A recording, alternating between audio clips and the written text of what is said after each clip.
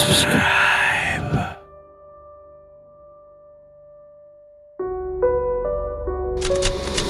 It's Storytime Productions. Twistelly's Twisted True Stories. Hello, my friends. Here's another true camping story from Rick. Thanks for letting me share your story. You're gonna want to watch this. I could not believe what happens. That'd be frickin' scary. Rick, I am glad you got away. Anyway, enjoy.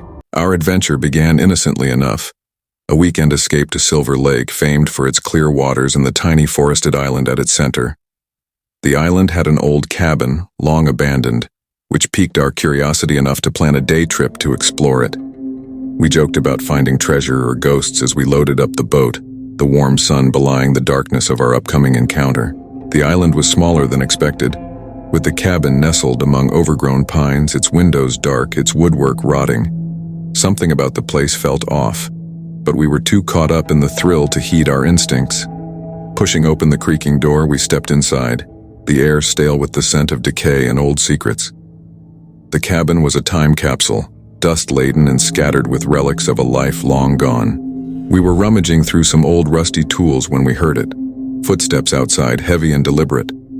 Peering out, we saw two figures approaching, their features rough and wild, like characters straight out of a backwoods horror story. The larger of the two spotted us and shouted something unintelligible, his voice filled with an unsettling excitement. Panic set in.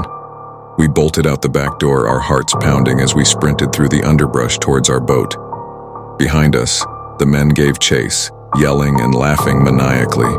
The woods seemed to close in around us, branches snagging our clothes, roots tripping our feet. We reached the boat, shoved off, and cranked the motor to life, pushing it to its limits as we fled across the lake. Just as we thought we were clear, a gunshot rang out, echoing across the water. A bullet thudded into the side of our boat, a stark reminder of how narrowly we'd escaped. We didn't stop until we reached the safety of the other shore, our breaths heavy, our nerves shattered. We reported the incident, but the police found no one when they searched the island. The cabin was empty, as if we'd imagined everything. But the bullet hole in our boat was all too real, a chilling testament to our terrifying encounter. We never returned to Silver Lake, the memory of that day haunting us like a persistent shadow.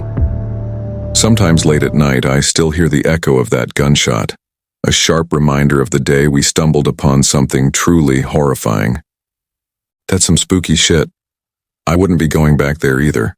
Hope you enjoyed. Twistelly's story ideas at gmail.com. If you have a real-life horror story, submit it there. And, as always, my friends, sweet nightmares.